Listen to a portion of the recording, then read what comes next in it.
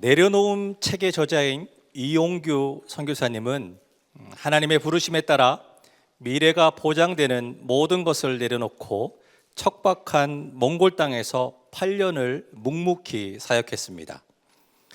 그러던 어느 날 하나님의 말씀을 받게 됩니다. 익숙해진 몽골 땅을 떠나라는 말씀을 받게 됩니다. 그리고 그 말씀에 순종하는 내용을 책으로 쓰게 됩니다. 그 책 이름은 떠남이라는 책입니다.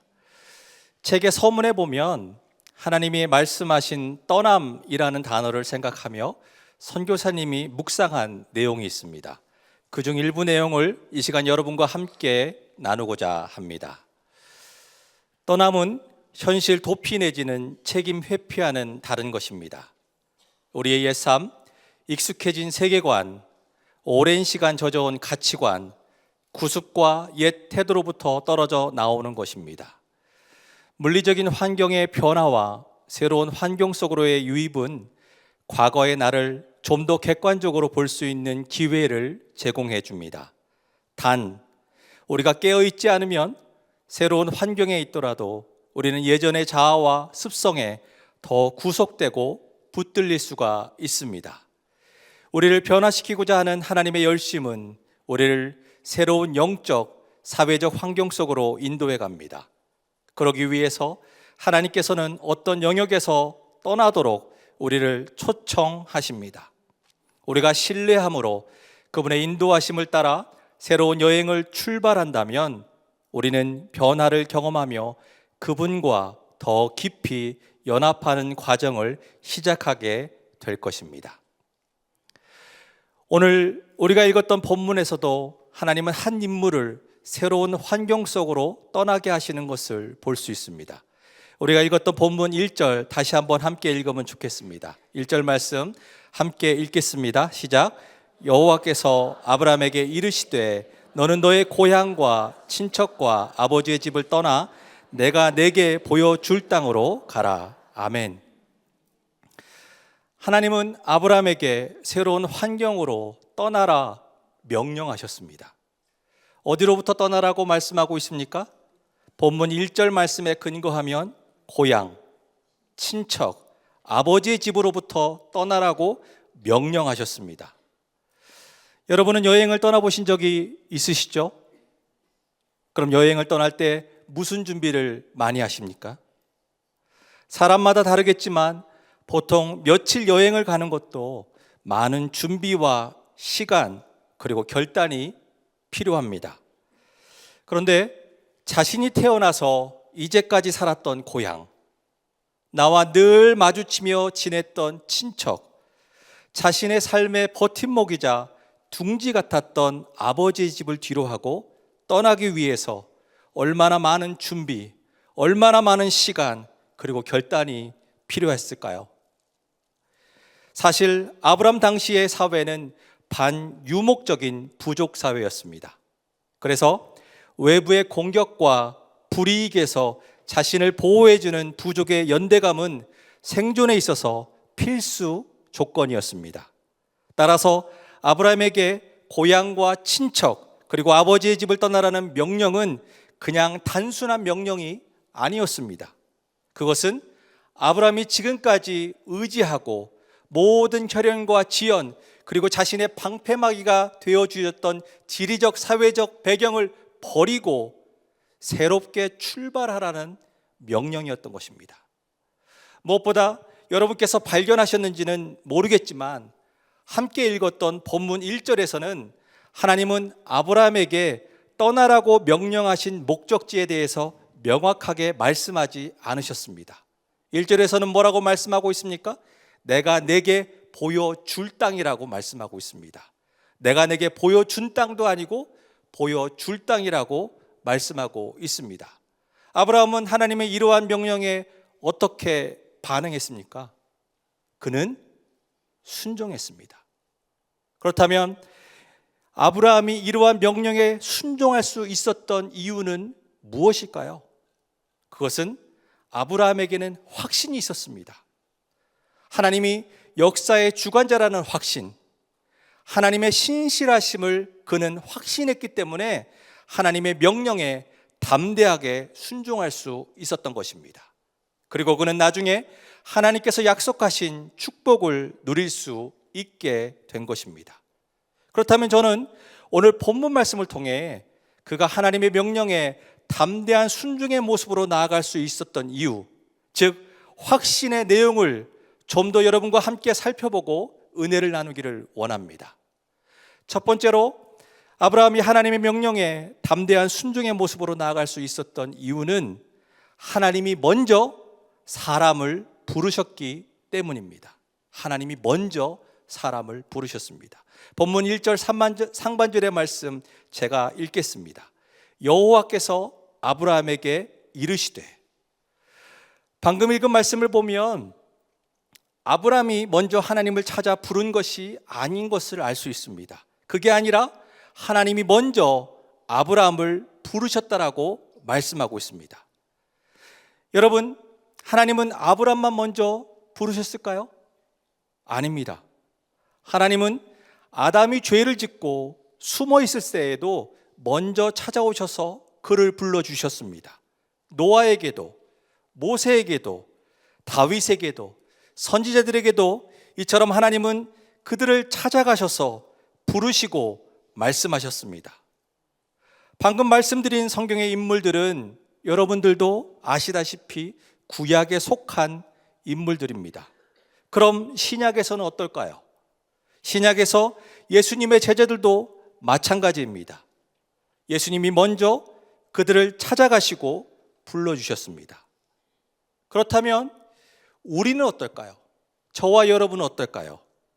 이 자리에 앉아 계신 분들 중에 어떤 분은 내가 먼저 하나님을 찾았다라고 말씀하시는 분이 계실 수도 있을 것입니다. 그러나 성경은 그렇게 말하고 있지 않습니다. 요한일서 3장 6절 말씀 우리 함께 한 목소리로 읽도록 하겠습니다. 같이 읽겠습니다. 시작.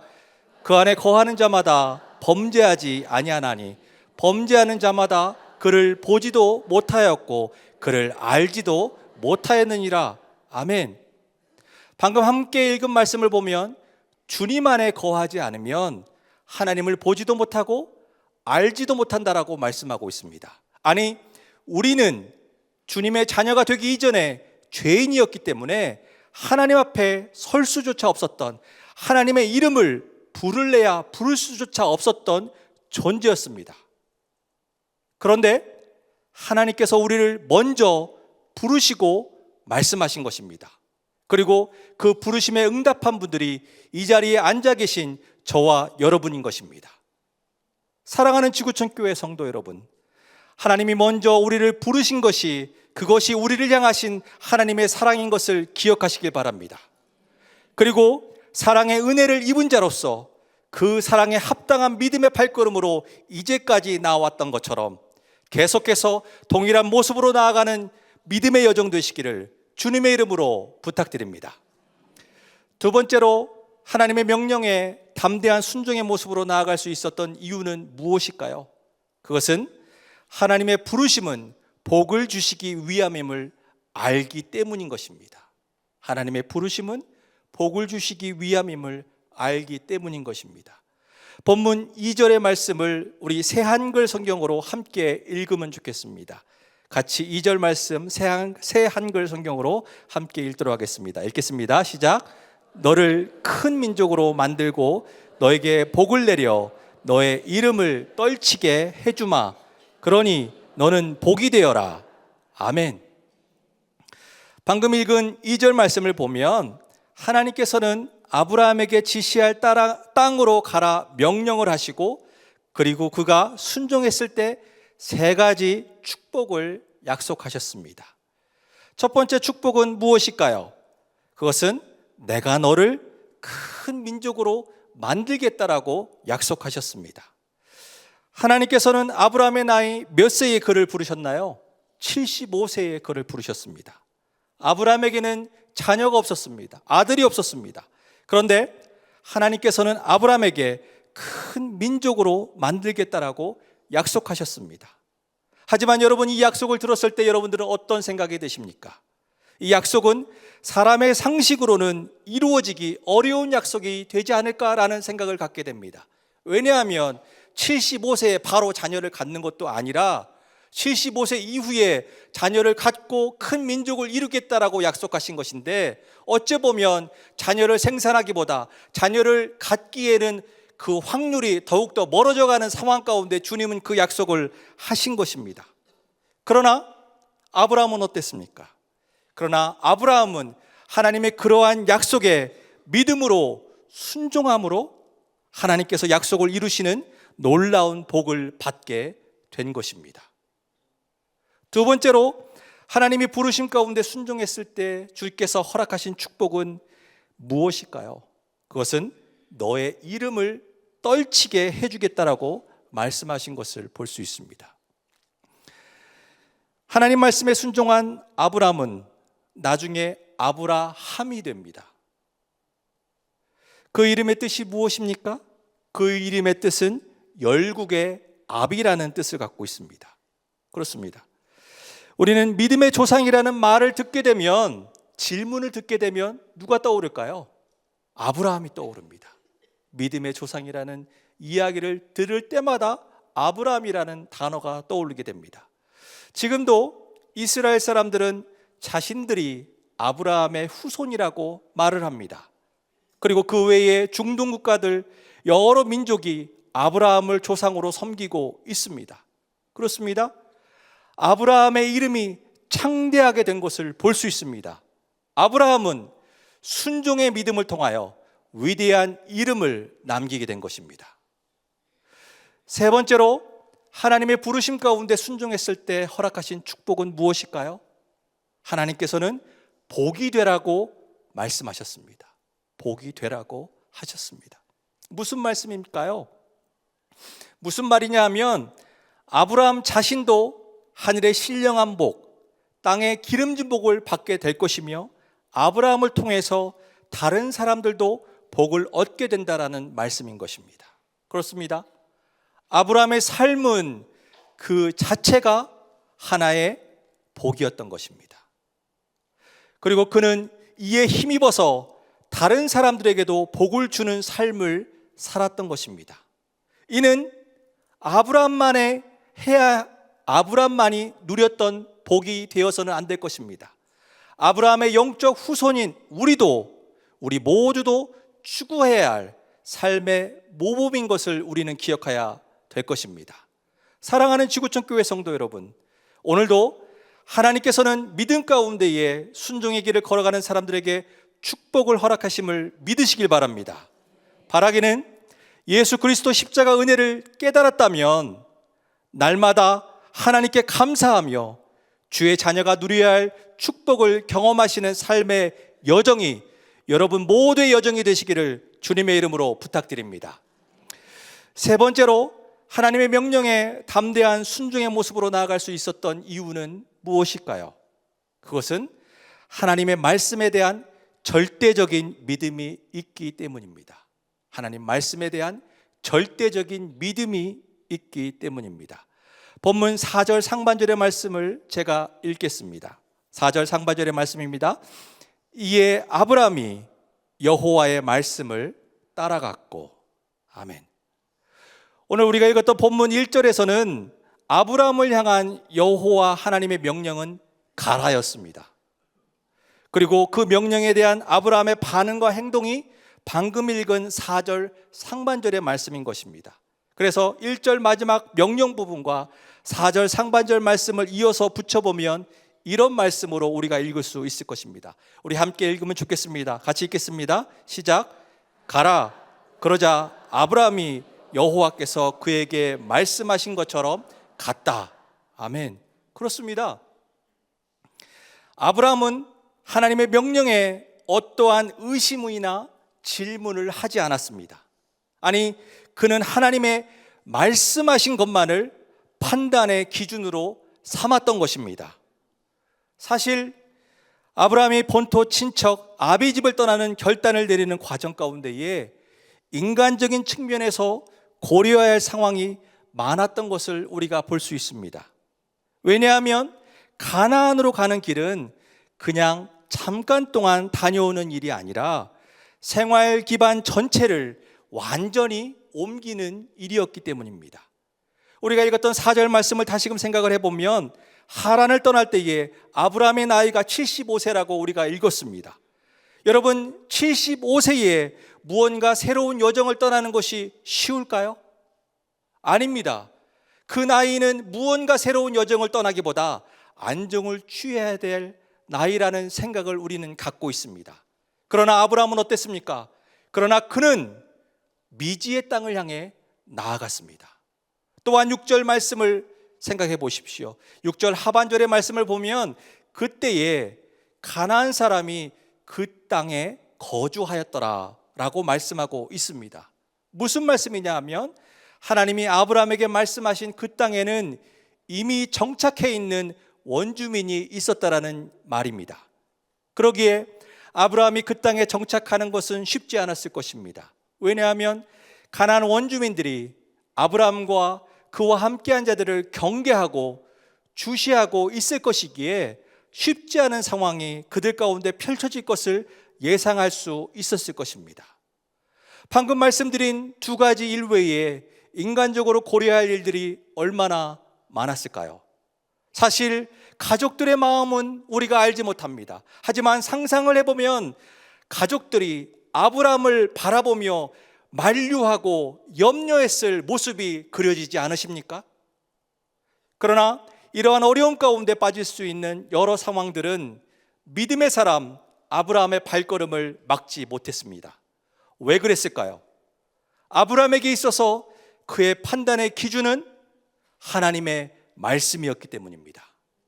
그리고 이러한 발걸음은 아브라함을 위대한 믿음의 조상이 되게 했던 것입니다. 사랑하는 지구촌교회 성도 여러분, 약속의 말씀을 순종하며 나아가는 믿음의 발걸음은 저항에 부딪히게 될 것입니다. 그리고 어려움을 경험할 것입니다. 하지만 이러한 경험은 예수 그리스도를 구주와 주님으로 믿고 살아가는 신앙의 여정 가운데에 반드시 경험해야 하는 발걸음임을 기억하시기를 바랍니다. 그리고 신앙인의 여정 가운데에 어려움을 경험하시더라도 믿음으로 인내하며 나아가시는 여러분들 되시기를 주님의 이름으로 부탁드립니다. 방금 우리는 본문 말씀을 통해 하나님의 명령에 순종한 담대한 순종의 모습으로 나아갈 수 있었던 세 가지 이유를 살펴보았습니다. 그리고 저는 이러한 내용을 통해 두 가지 교훈을 여러분과 함께 나누고자 합니다. 첫 번째 본문을 통해서 우리가 함께 나누고자 하는 교훈은 주의 백성의 믿음은 순종으로 입증할 수 있다는 것입니다. 주의 백성의 믿음은 순종으로 입증할 수 있다는 것입니다. 여러분, 아브라함의 순종은 단순한 하나의 믿음의 행위가 아니었습니다. 왜냐하면 그에게 있어 순종은 이교도로부터의 계종이었기 때문입니다. 여호수아 24장 2절과 3절 말씀 제가 읽겠습니다. 여호수아가 모든 백성에게 이르되 이스라엘의 하나님 여호와께서 이같이 말씀하시기를 옛적에 너희의 조상들 곧 아브라함의 아버지 나홀의 아버지 데라가 강 저쪽에 거주하여 다른 신들을 섬겼으나 내가 너희의 조상 아브라함을 강 저쪽으로 이끌어내어 가나안 온 땅에 두루 행하게 하고 그의 씨를 번성하게 하려고 그에게 이삭을 주었으며. 아멘. 아브라함은 상당한 나이가 있었다라고 말씀을 나누었습니다. 아마 자신이 사는 곳에서 그는 그러한 나이가 들기까지 확실히 자리를 잡고 살았을 것입니다. 하지만 방금 읽은 여호수아 말씀 가운데서 드러나는 것처럼 그의 모습은, 그가 자리를 잡은 그곳은 철저히 이교도 세상 가운데에서 살아가는 모습이었을 것입니다. 사실 어떻게 여호와의 말씀이 그에게 임했는지 방금 읽은 성경 말씀, 그리고 우리가 읽었던 본문 말씀은 말하고 있지 않습니다. 하지만 그는 여호와의 명령을 따르기 위해 자기가 살던 세계와 친척들을 떠났습니다. 그리고 그는 성경 가운데의 믿음의 본이 되었습니다. 그렇습니다. 믿음은 순종으로 입증할 수 있습니다. 두 번째로 오늘 본문을 통해서 얻을 수 있는 교훈은 주의 백성은 예배를 통해서 자기의 믿음을 선포해야 된다는 것입니다. 주의 백성은 예배를 통해 자기의 믿음을 선포해야 된다는 것입니다. 7절 말씀에 보면 가나안에 들어간 아브라함은 세겜 땅 모래 상수리 나무 아래에서 그 땅을 아브라함 자신의 자손들에게 주시겠다라는 하나님의 약속의 말씀을 들었습니다. 그리고 여호와를 위해 단을 쌓았습니다.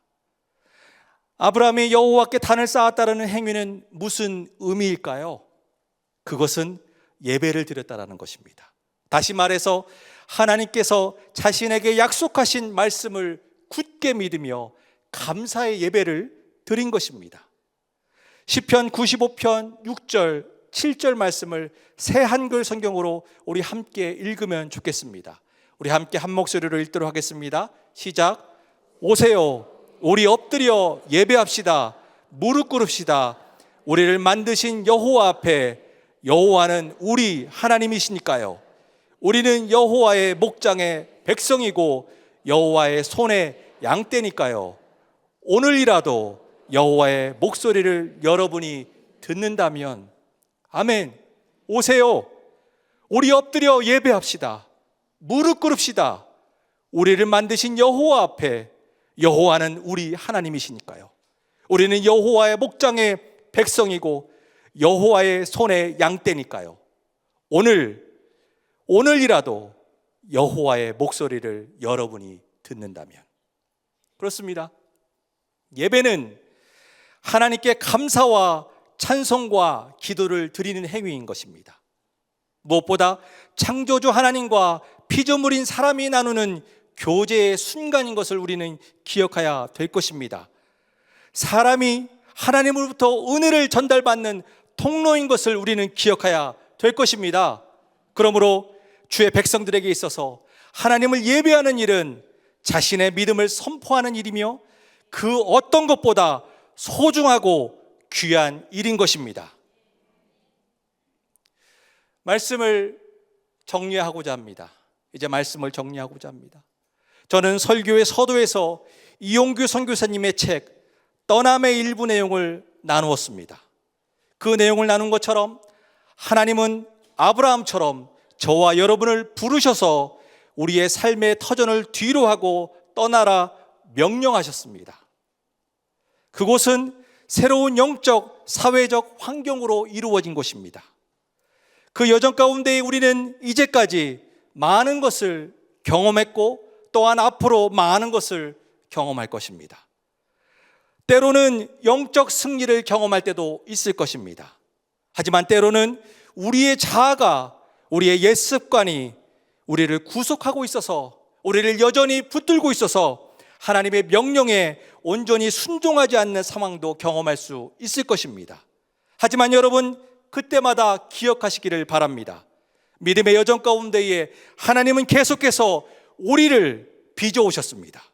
그리고 어떠한 상황 가운데 우리가 경험하는 모든 일들을 통해서 우리를 빚어가실 것입니다. 무엇보다 믿음으로 순종하는 발걸음 가운데에는 하나님의 은혜를 계속해서 부어주실 것입니다. 바라기는 여러분께서 하나님께서 허락하신 새로운 여행을 출발하셨다면 늘 깨어서 날마다 하나님의 사랑에 담대한 순종의 모습으로 하나님과 깊이 연합하며 나아가시는 여정 되시기를 주님의 이름으로 축원드립니다. 아멘.